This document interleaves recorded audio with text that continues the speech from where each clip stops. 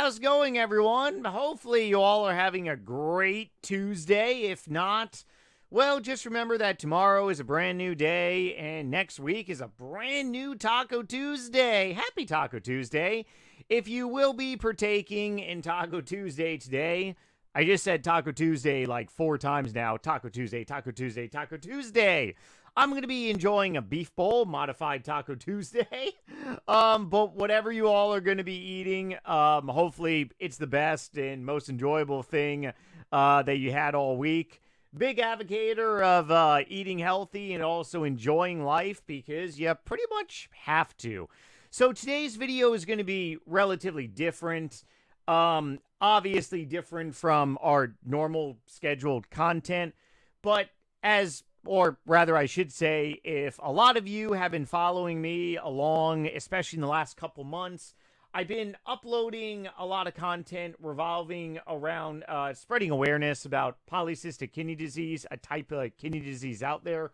Today, I do have a special video because I'm going to be doing a interview, or rather, I should say I already did the interview. I'm just going to play the interview. Oh, yeah, it's kind of like I'm in a teleport machine right now.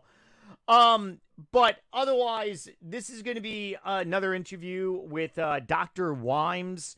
Once again, big shout out to Dr. Wimes. He is a tremendously busy human being, and he took the time to actually do another interview with me. Not to mention, I appeared on his channel as well.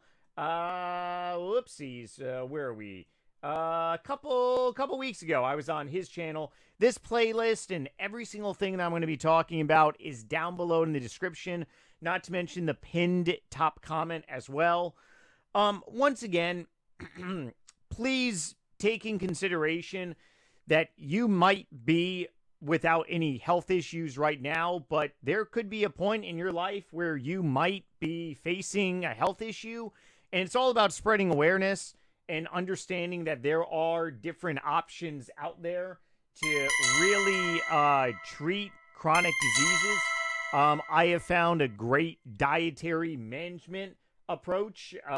Computer sounds going off like crazy. Ignore those. But otherwise, yes. So I'm all about spreading awareness. I know this isn't a RuneScape video. I'm going to be uploading another RuneScape content video in 2 days, this Thursday. So make sure you all follow along here. But just understand it is really a privilege and honor to be able to do an interview with Dr. Wimes, especially because I'm seeing phenomenal results using his treatment that they created, which I am grateful to God for. So, as always, please thumbs up this video, and even if this doesn't apply to you, like I said, keep in the back of your mind that someday it very well could. Hopefully you enjoy the video. If you have any questions at all for Dr. Wimes or myself, please leave a comment because we're probably going to do future videos also together, like interview style stuff. I'm going in for some new round of labs next month, which I'm going to be making a video on, and I'm excited to do that. But otherwise, yeah, let's dive right into the interview now. Hey, how's it going, everyone? Well, guess what? This isn't a RuneScape video, but it is a very important educational video. Once again, Thomas, Dr. Wimes, thank you so much for being here.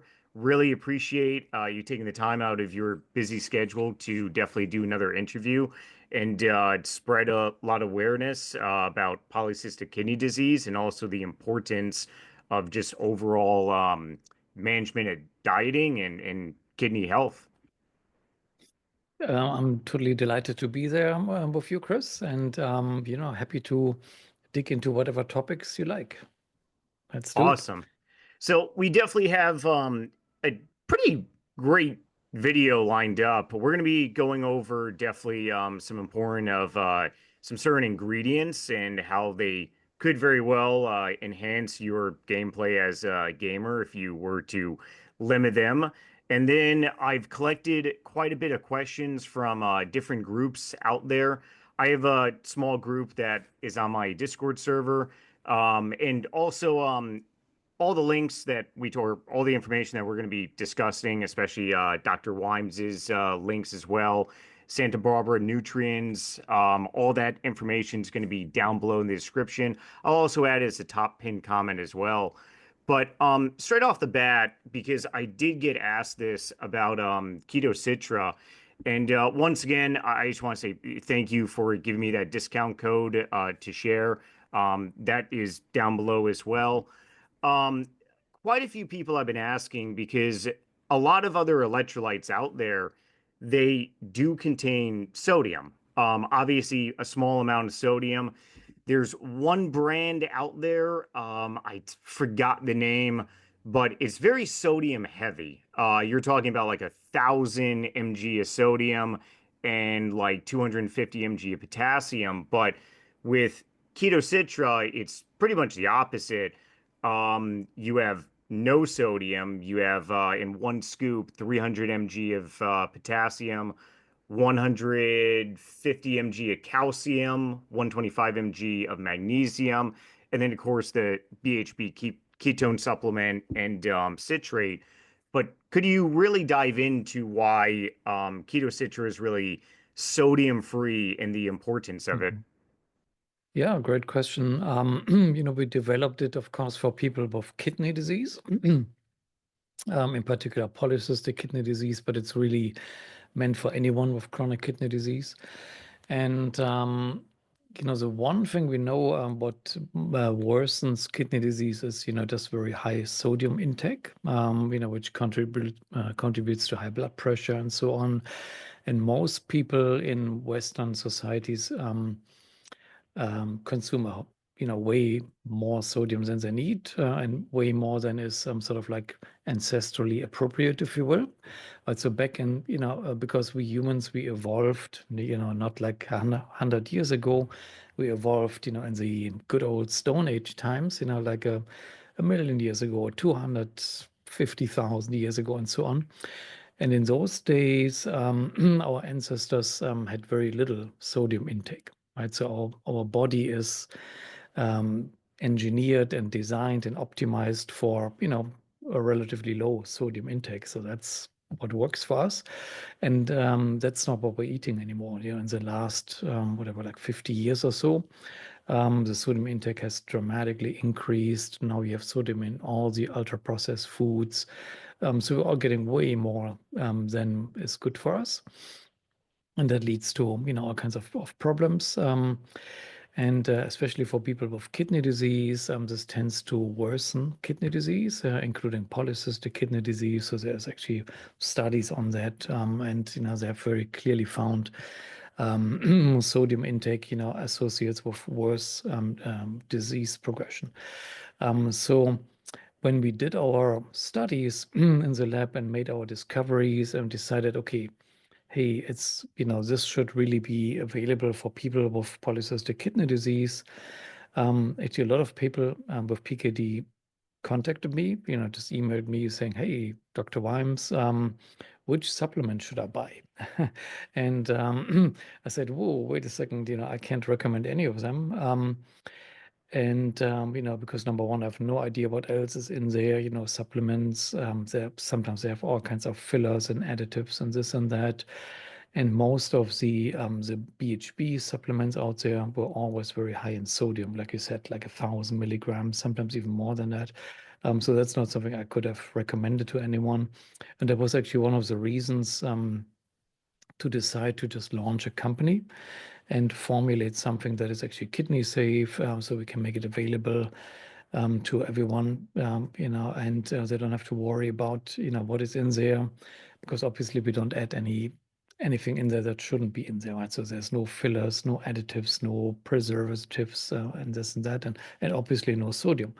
So we decided to make it completely sodium free, and but then you have to balance things out, because there have to be cationic electrolytes in there to counterbalance the BHB, which is an anion. And we decided to spread it out between the three that are usually people are usually deficient in, relatively deficient in, and that is potassium, magnesium, and calcium. So most people in Western societies don't get enough potassium, calcium, magnesium. So that's exactly what's in there, and kind of in the right mix and right ratio that people actually need. So pretty funny you brought up potassium with how we all don't get enough because one of the questions we definitely have, and please make sure you stay till the end because we got some really good questions lined up that we took from a lot of people tracking this and pretty much following along. And but yeah, just the important ratio. I believe it's either a 3-to-1 ratio or 4 to. It's something really high, of potassium for sodium. And for 2.5 years before I started this journey back in June of last year now, um, I I was on a soup diet, daily soup diet. I have no clue why. Don't even ask me. I was having one of those Panera bread soups every single day from like the grocery store. They tasted amazing. I mean, broccoli cheddar, lobster bisque. Who doesn't love that stuff? Especially if you have a craving for seafood and some cheddar. But looking back now, my old diet, I was taking in between 6 to 7,000 mg a day of sodium. Wow. Yeah. Potassium was between 2 to 2,400 a day. Now it's, shifted the balance. Right. Potassium, I'm up, in taking KetoCitra scoops throughout the day definitely brings me up significantly. So my potassium is between 3,600, sodium keeping around 2,000. But for me, I've noticed, significant changes, blood pressure and Mm. I have new tests coming up next month and can't really wait to share those again. And I'm very optimistic. But going back to what you said about like the other ingredients, because I do notice, in me, I'm really a ingredient like hawk now. It's just second nature. And whenever someone asks me, even if they don't have, PKD or any health issues, I'm like, look, just be very aware of the ingredients. Can you go over some of what you've found specifically around like the artificial, the additives? One big thing that really stands out for me is sodium aspartame. I think that's how I pronounce it. It's Mm. additive. And then Mm. you also have MSG, of course, and natural flavors if you wanted to touch on any of Mhm. those. Right. Yeah, great question. Those are all ingredients in what's called ultra-processed foods. And there isn't like a textbook definition of what ultra-processed food means, but basically you can say those are foods that are industrially produced and that you can't make in your kitchen, by yourself. Normally you wouldn't ever make them in your kitchen. Those are also not historical foods, that your grandmother would have made back then and, fed you. But these days, ultra processed foods are, of course, everywhere. And I think estimated that about 80% of our calories in the US come from ultra processed foods nowadays, right? So 80% of what we eat basically is ultra processed food. So that's a cereal box, that is everything you can think of is essentially ultra processed foods. And they are made for profit, obviously. The companies that make them want to sell as much as they can. And because they are ultra processed, they can easily put stuff in there that makes it taste better and better and better. And you can optimize it. And those are also called hyper palatable foods. If you eat Dorito chips, you might know it's really hard to stop. You start eating the first one, say, Yeah. not bad. Let me try a second. And before you know it, the bag is empty, right? And that's actually, of course, by design, right? So the companies designed it exactly to be hyper palatable to us humans, that we can't stop eating it. And um, and that's just like that with most of the other ultra processed foods.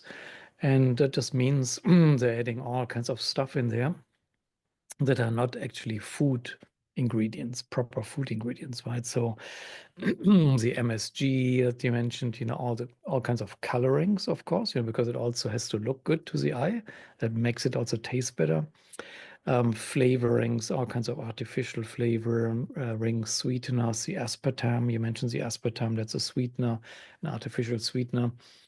And then they make it, of course, sound very good, because if you have a non-caloric sweetener like aspartame, but it provides 0 calories. So on the food label, it looks great. Oh, there's no calories in my diet Coke, let's say. Um, but what you're then actually getting is a bunch of chemicals that just make it taste good and make it be sweet without the caloric intake. But those chemicals are not part of our ancestral food, right? Our bodies know nothing about it. This is just like a random chemical that just happens to be sweet, and it somehow um, hasn't been prohibited yet by the FDA, which will probably come sooner or later. Right? Sooner or later, the Food and Drug Administration will say, "Whoa, humans shouldn't eat this because now we see all these things coming up." Um, so I would in general say, if somebody, especially someone with kidney disease, someone with kidney disease is really a hyper responder to crap, I would say, right? Crap from the diet.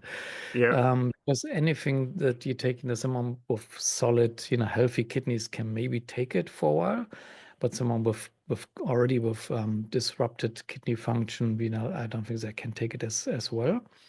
And there's always a chance, and this worsens the kidney disease, worsens the progression, pushes someone, down the path towards kidney failure and needing dialysis and so on. So I would say be on the safe side, stay away from ultra processed foods, which means stay away from 80% of the stuff that we usually consume. And that's a huge lifestyle change, of course. You have to start cooking with whole foods and so on.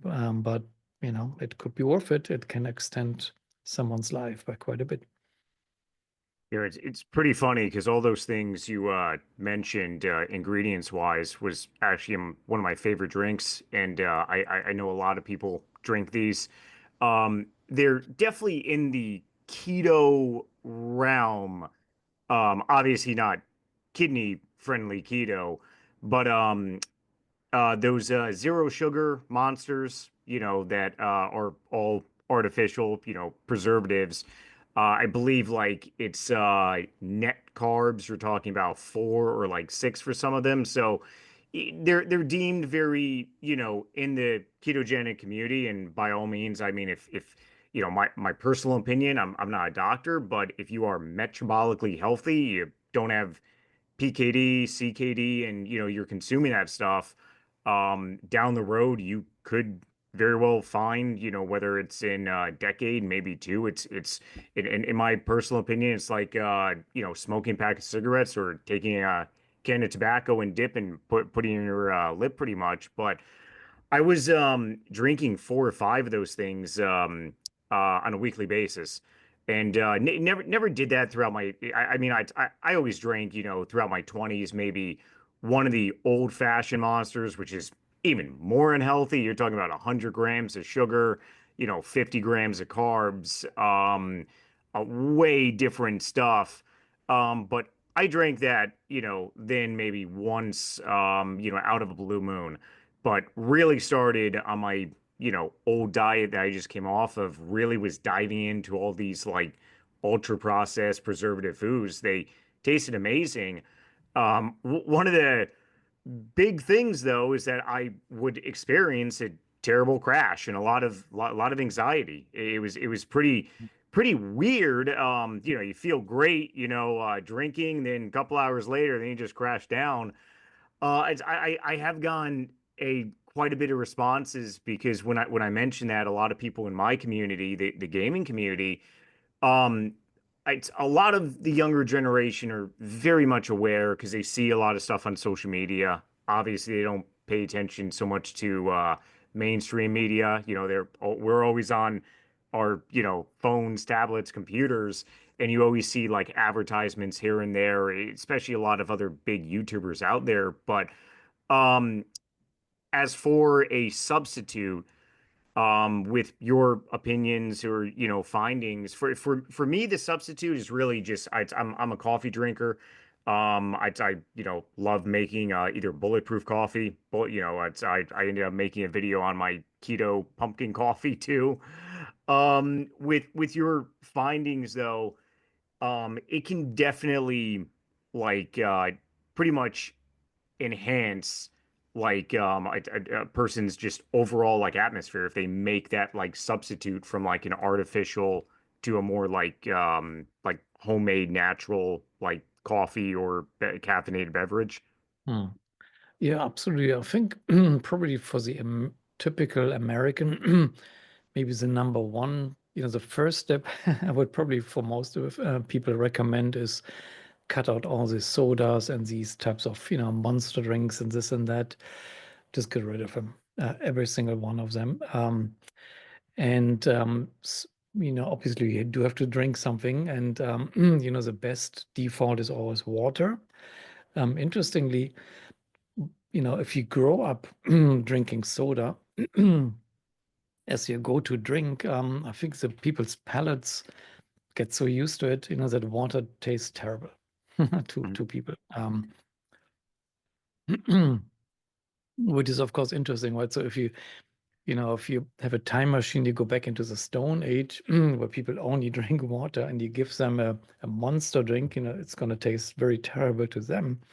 Um, so that's just what it is. So either people can try to get used to water, but of course you can also, you can drink fizzy water, but you can have these soda carbonators. I have one at home. I like it a lot. You can have cold water. You can have you can, add KetoCitra to your water, which is actually what I drink all day long. Mhm. So it has a good flavor, and there's nothing bad in there. I think coffee, is a good alternative. Obviously, you don't want to drink coffee all day long, and your caffeine goes through the roof. There's some teas. So yeah, people should think about alternatives. But if somebody does it and gets rid of all the soda type of drinks, you're absolutely right. The ups and downs, the swings of being full of energy and then crashing down, what you see is a sugar crash, and which is very typical.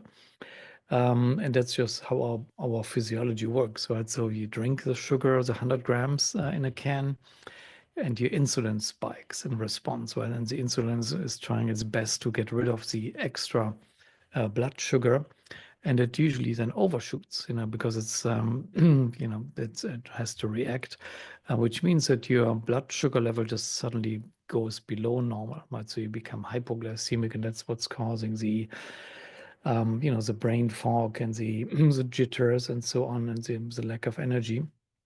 And the remedy for some people is, okay, let me drink another drink, and it goes back up, and that's pretty much guaranteed to lead to type 2 diabetes, eventually. So if somebody keeps doing that for a couple of decades, I think we know what the outcome will be.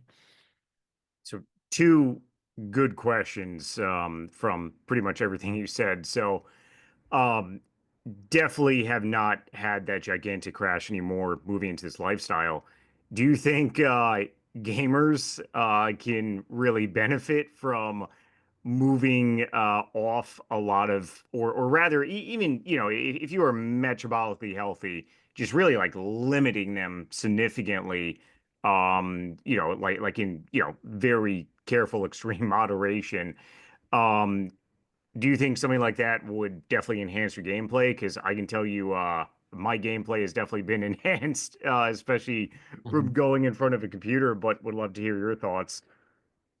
Yeah, that's an interesting topic. So, most people, including most healthcare professionals, are convinced that the brain runs on sugar, right, on blood Hmm. glucose, on blood sugar, which is which is true. If you keep eating the carbs, that's pretty much the one and only energy source for the brain that's around.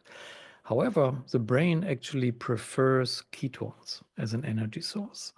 So if given a choice, the brain soaks up the ketones much more, and um, it's actually a big benefit to the brain function as well.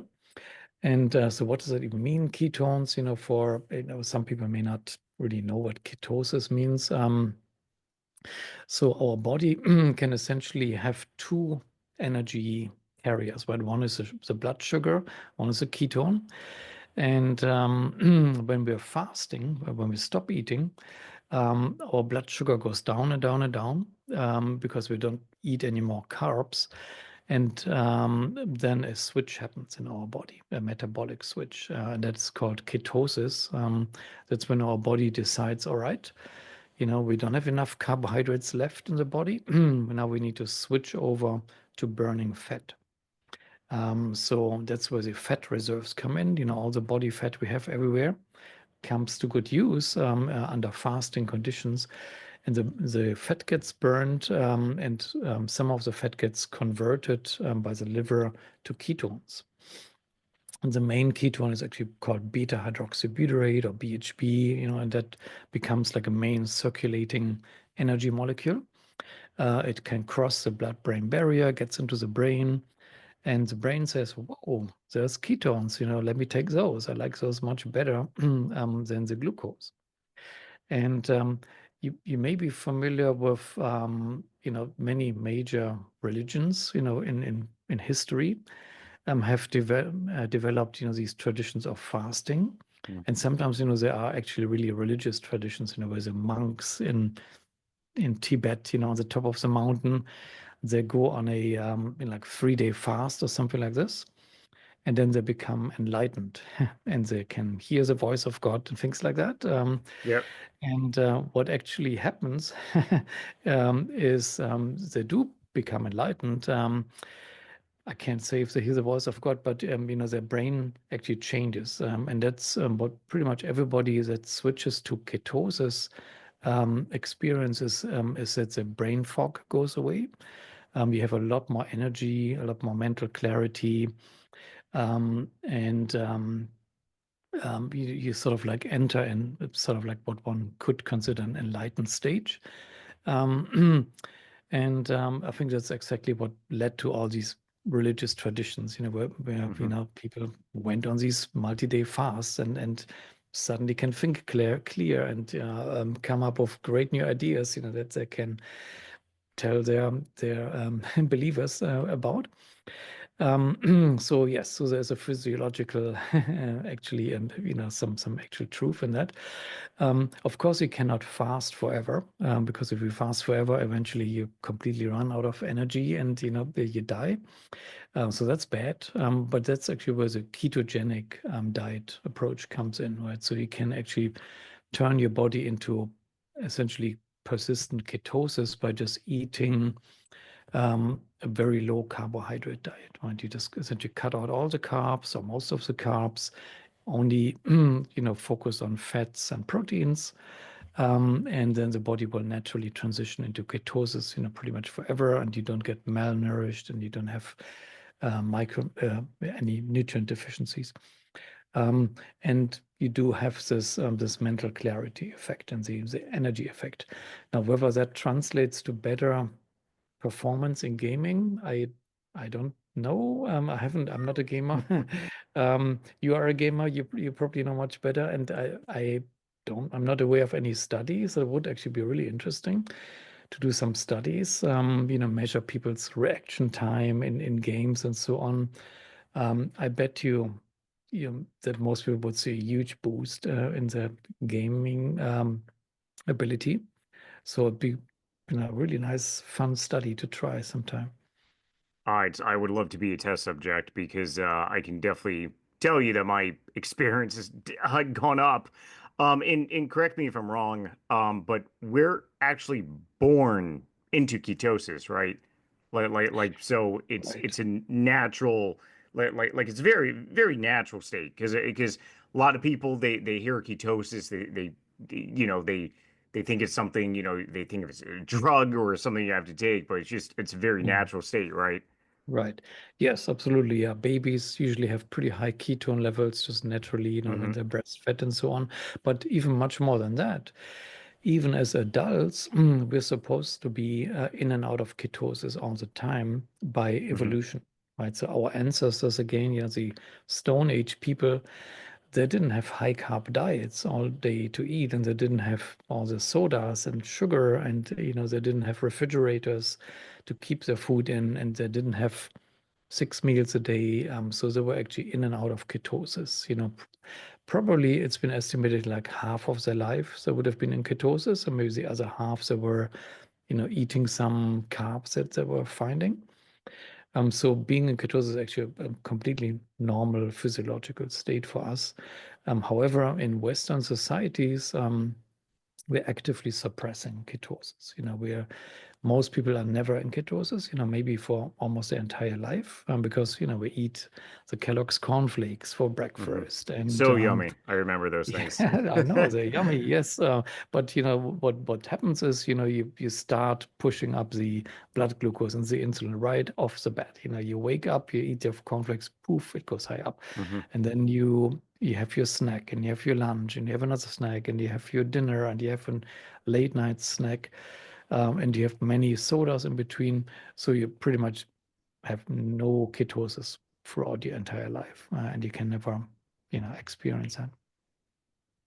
It's funny how you mention, definitely fasting long period. I personally, I try to do at least two 48 water fasts per month. And I do take, KetoCitra for electrolytes, but I just did one this past weekend, and my glucose, even though it shows red, and it's perfectly normal, was 69. Ketones was 5.6. Mhm. I like an energized bunny rabbit. Clean my Right. house, pretty much scrub my windows. Like, so yeah, I mean, you're absolutely right. Every single person I've always talked to with, definitely a higher level of ketones, they're just uses insane energy, and it's like drinking a pot of coffee. Speaking about coffee, because I believe you mentioned this, but I haven't tried it yet. For anyone out there, taking Keto Citra, can you take a scoop and put in black hot coffee? Is that you're Mhm. able to? It doesn't, hurt the Mhm. electrolytes at all or the BHB? Right. No, it doesn't do anything bad to the KetoCitra ingredient. I just don't know if the lemon flavor enhances your coffee. So I've never tried. Actually, I do know a friend of mine puts it into his coffee, and he thinks it tastes good. I can't imagine how lemon flavored coffee will taste like, but I haven't tried it. I do put it in my tea though. So it's Okay. every time I drink tea, I like Yeah. green tea, kind of like Japanese green tea. Oh wow. I really think it tastes amazing with KetoCitra with the lemon flavor in there. Um, do you guys have any other flavors possibly in the works or coming out soon? Because right now Mhm. you just have and that sounds I definitely gotta try the tea, peppermint tea, or just regular green tea, and now I gotta try the coffee and probably make a video. It's another video on it too. But di different flavors. Do you all have something Mhm. down the pipeline and stuff? Yes, we have developed one a new flavor. It's a raspberry hibiscus flavor, which Oh, I think tastes actually really awesome. yeah. We haven't produced it yet. We only made like small test batches to refine the formula. It's of course all natural, but so. And as you probably know, in the US, the term natural flavor doesn't necessarily mean natural, but I actually mean natural. So we only use like the lemon flavor is like real lemon extract, but it's not, something funky made in a factory. It's actually like a real extract of lemon. And the same with the raspberry hibiscus flavor that we're putting together. So it It's hasn't come out yet, so stay tuned for that. I honestly can't wait to try that. So yeah, it's natural flavor in the sense of you guys I believe it's monk fruit or Uh, the Stevia, yeah, for the stevia. sweetener, Yep, right? For the sweetener, right? We're using stevia, which is a natural yep. sweetener, and there's actually a good reason for it. There are a couple of rat studies, where people Don't ask me why. They fed rats huge amounts of stevia and found, and those were rats with polycystic kidney disease of all Hmm. things, and they found it actually improved the disease. All right. So I'm not saying that the amount that was given to the rats is like way more than you would get with KetoCitra. So I Hmm. think KetoCitra wouldn't possibly have that kind of effect. But at least it tells us it can't be bad for polycystic kidney disease. If you give like mega doses of stevia and all it does, it makes the disease better. All right, I take that any day. Oh, it's absolutely. Thank you so much, Thomas, for all the, great information. Hopefully, everyone who's watching and following along, definitely comment below. And definitely comment below if you have any questions at all, especially for Dr. Wimes for, future, content. But do you have anything else you would like to share before we move on to some questions that we collected? Yeah, I'm just happy, if any questions come up, happy to try to answer them and, happy to follow your trajectory with your kidney health. So and next time when you have some measurements coming up, let's look at them and discuss and go over things. That'd be great. That would be amazing. So excited. All right, so getting to some questions here, and like you said, I am in actually quite a few Facebook groups. Those groups would be down below. One of them is definitely Thomas's Facebook group. Very large amount of people. Great information in there. And a different one too. I've collected questions from various different places and people as well. The first one on the list is thoughts on differences between men and women in managing diet. Have you found that one sex responds better to a certain type of diet? Well, good question. I mean, we mostly deal with ketogenic diets. That's what the Renew program is all about. And there are differences, because obviously women, I mean, premenstrual women, they go through, the cycle. And, I'm not a woman. I don't have firsthand experience, but I hear that during the cycle, it can get a little hard, with being in ketosis, being on a ketogenic diet, and they just feel not as good, Hmm. and in that case, I think the recommendation would be to relax the ketosis and add some carbs back, and that usually resolves things. So I think that's probably one big difference between men and women. That this actually, when I was putting these questions together, I was thinking in the back of my mind, just treat everyone the same. I didn't actually even take in consideration. So, it's ladies, if you're watching, that's actually something out of my league. But then again, I'm obviously not one doing research and stuff. That's definitely eye opening. For me, I never took that in consideration. Hmm. Yeah, it's definitely a thing we've seen quite a bit, and we're renovating the Renew program right now, so we'll add Hmm. a module actually specifically on that, so people just know what to expect and what to do about it. That's awesome. And once again, all that information is going to be down below and can definitely be found on Dr. Wimes Thomas's channel. Next question, and this is definitely one that I was going to jot down, and I'm actually very happy that someone came up with this. Is there any danger to a person when they're taking laboratory minerals that are found in electrolytes or mineral supplements versus like natural, pretty much like Mhm. minerals and electrolytes found in food? Yeah, I mean, in general, I would always say, food should be number one, right? So if somebody can get all the minerals they need with just the food, and especially like whole foods, but not nothing fortified and so on. That should be the number one choice, if that's possible. Some people have additional requirements, and that just depends where somebody comes from. What someone with kidney disease has very different requirements than someone without kidney disease and so on. But as a default, I would always say, hey, try like food first before supplements. In fact, I would almost say, as much as possible for anyone to stay away from supplements, and, just try the food approach. Yeah, I know that that's definitely a great answer, and I definitely agree with you on that too. Not to mention moving into the ketogenic lifestyle, you do get a lot more of like natural electrolytes, right? Because you're taking away all the redefined, carbohydrates, crap, pretty much like you Right. said.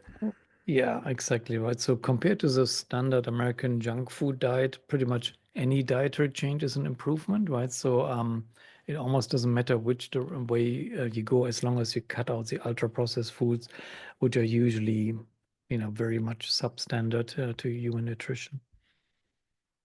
Going on a sub question to that, which is definitely very, and I've heard so many people preach this, that it's a magical number.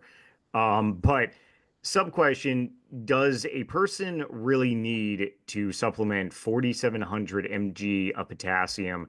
And if so, do they have to supplement it in electrolyte supplements, or is there another option such as food? Again, food would be the number one answer there. And even meat contains a lot of Hmm. potassium, right? So it's some people always think, oh, potassium means, oh, lots of plants, I have to eat bananas and things like that. Yeah, you don't have to go there. With bananas, you get all the sugar and so on. So I think a well-balanced diet, whole food type of diet will usually automatically take care of the electrolyte intake as well. Yeah, 100% agree. Definitely red meat, loaded with potassium, or just meat in general. Um, but through like your finding, because I am taking, definitely a couple scoops of KetoCitra, so that's where, I mean I don't want to say supplements, but yeah, it's definitely it's better term would be electrolytes, right? Is coming in. Yeah. So technically, KetoCitra is a medical food, right? Hmm. So that's a classification, Yep. which is a little bit different from supplement and different from drugs and so on. So it's its own FDA regulated category. Um, and as a medical food, there's like stricter regulations on the manufacturing and so on. Um, with and it's really meant for people with kidney disease, not only about the electrolytes, but it's really meant to to help with the urine um, acidification, which is usually way too acidic in most people with kidney disease. It helps with the urine citrate level, which is this citrate is, the Hmm. citric acid, the molecule that inhibits these microcrystals from forming. So it's kind of all baked into the formula there. That's definitely really great to know, especially for anyone out there, on the, fence and stuff that is definitely considering, taking Kita Citra. Um, Moving on to the next question. Is there a set number from your research and findings that a person needs on a daily basis of ketone levels? Mhm. Well, so and there are no studies like that out there, right? So it would be, it also depends, what the goal is. Does somebody want to lose weight? Does somebody want to, for which a ketogenic diet is really tremendous. It's probably the best weight loss intervention one can think about. Is actually it beats the GLP-1 drugs any day of Hmm. the week. It's much more effective than those.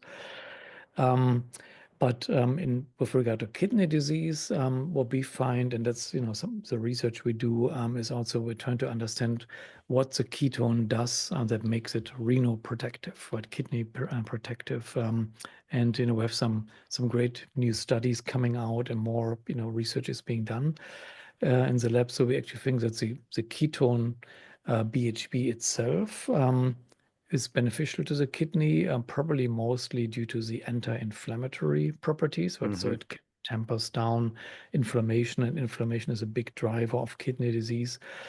Um, so likely, a higher BHP level is better for that. But I wouldn't go as far as saying, hey, you should shoot for like, extremely high levels, Yeah. because that's probably not a sustainable way of living anyway. At some at some point, the benefit just plateaus anyway. So probably a good level to shoot for someone with kidney disease, is like a moderate level of ketosis, anything above 0.5 millimolar, 1 millimolar, maybe 2, something like that. And it also has to be sustainable, right? It shouldn't be a drag, and then somebody falls off the wagon anyway, and they say, screw you, keto diet, I want to eat cake again, Yeah. that kind of thing.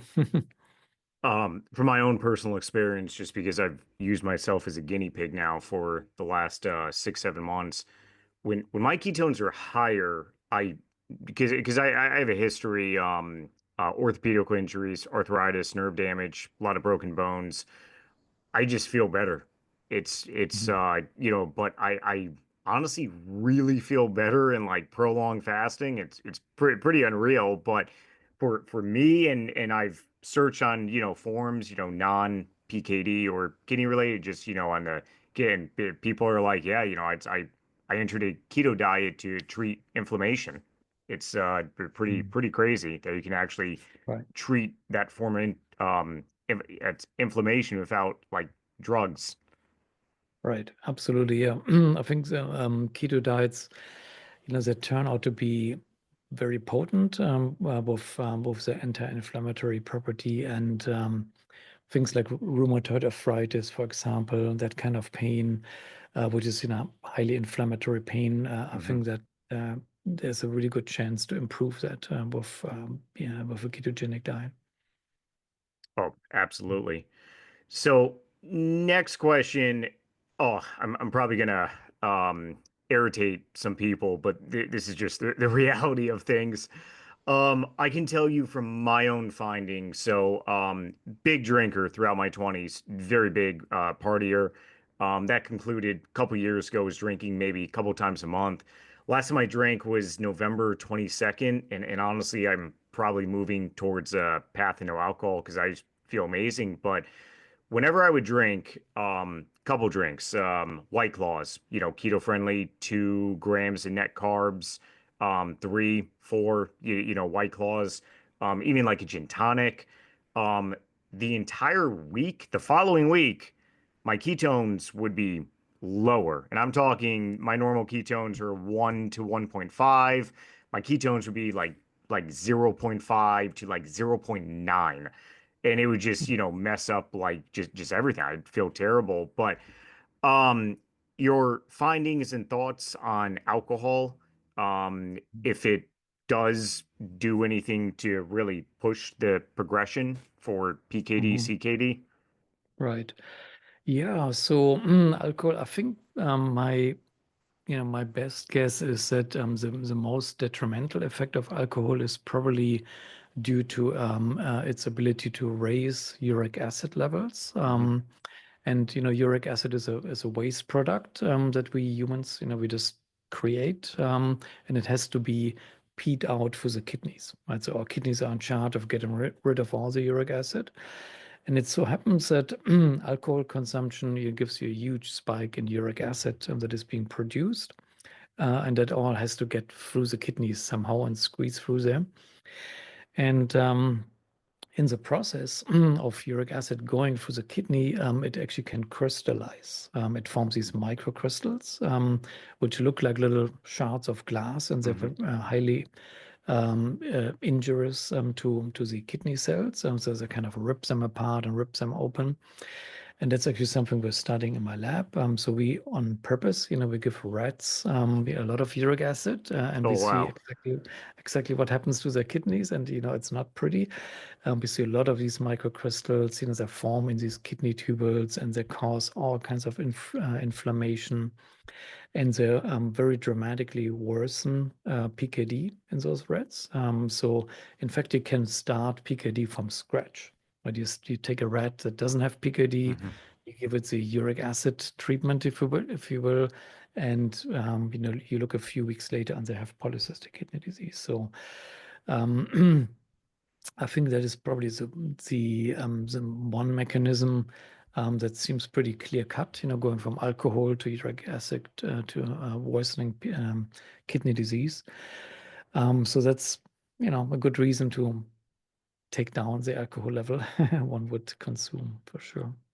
Oh wow, that's actually a lot of great information I never knew about that. It's especially the forming of microcrystallites from alcohol because I know we're watching oxalates forming microcrystal, but would love to talk about that stuff more and maybe future video too. But yeah, that's definitely an eye opener. Mm.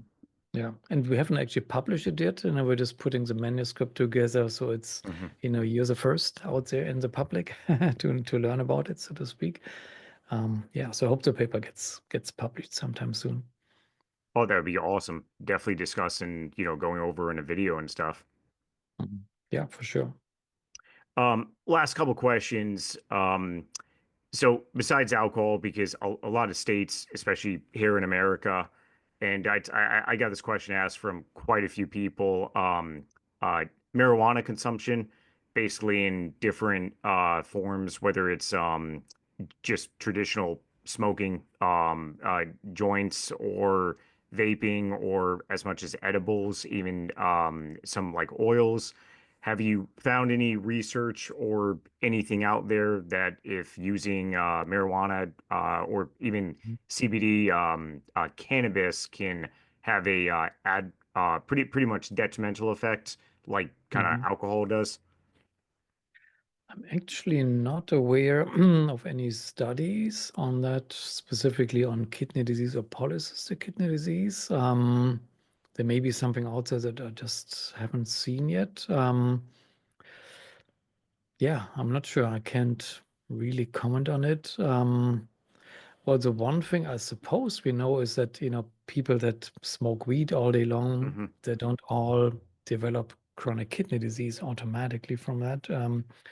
So there's probably not like a very direct impact, yeah, that's pretty much all I can say. It's the one big challenge for anyone with kidney disease, especially polycystic kidney disease, is always pain Hmm. levels and what to do. And I really mean also kidney pain, for example, but also other pain, because you don't want to have pain, right? So you need to take something, painkillers. And unfortunately, a lot of the pain medication is nephrotoxic.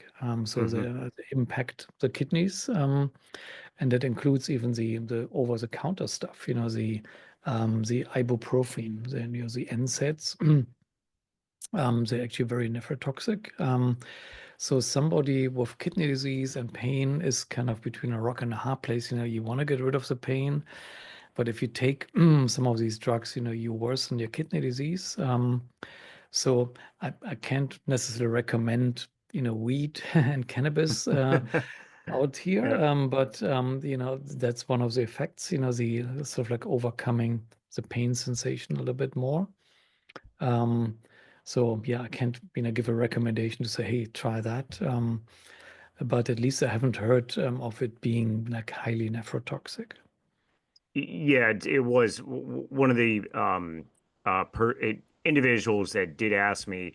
They use it in their state for pain treatment and stuff. Right. So and they're just and I guess that's why a lot of people. But it will be it's as I guess more and more states and if it does ever hit federally legal, obviously there's going to be a lot more discussion on it and definitely more studies out there, but that's definitely great to know that there's kind of really nothing out there for the time being on it. And last question, we really did hit on this, but um, findings slash thoughts on coffee slash low carb caffeine beverages. Maybe um caffeine, I want to say limiting amounts because I I do know there are some crazy coffee drinkers out there that can probably kill a couple pots of coffee in a day. Me personally, I try to limit 12 ounces Sometimes if I'm feeling, a little more in the afternoon, I'll do like 8 ounces or even, another 12 ounce. But is your did your research lab find at all that, hey, there's like a kind of like a set, cutoff number, maybe like 4 cups or, 6 cups or something like Mm, that? right. Yeah, so there isn't a solid recommendation how much is the limit. But in the past, it was assumed that caffeine would be bad for polycystic kidneys, and that had was mostly like a theoretical consideration. So like up to like a decade ago, people were recommended to cut out Hmm. caffeine. Then it was actually studied in clinical studies, and it turned out to really not affect anything.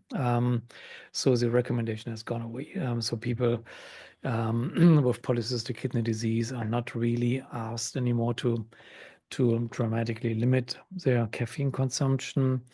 Of course, doctors still say, okay, in moderation, right? So nobody would ever say, oh, drink 2 pots of coffee, Hmm. because that study hasn't been done and it will probably never been done.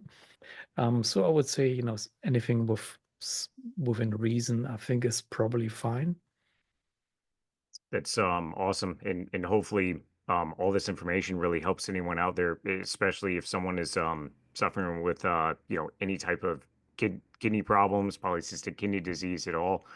Thomas, I just want to say big thanks once again for coming on, doing this video, and hopefully we definitely talk more on YouTube for spreading awareness in the very near future too. Awesome. Yeah, my pleasure, Chris. Anytime. See you later. All right, thanks everyone.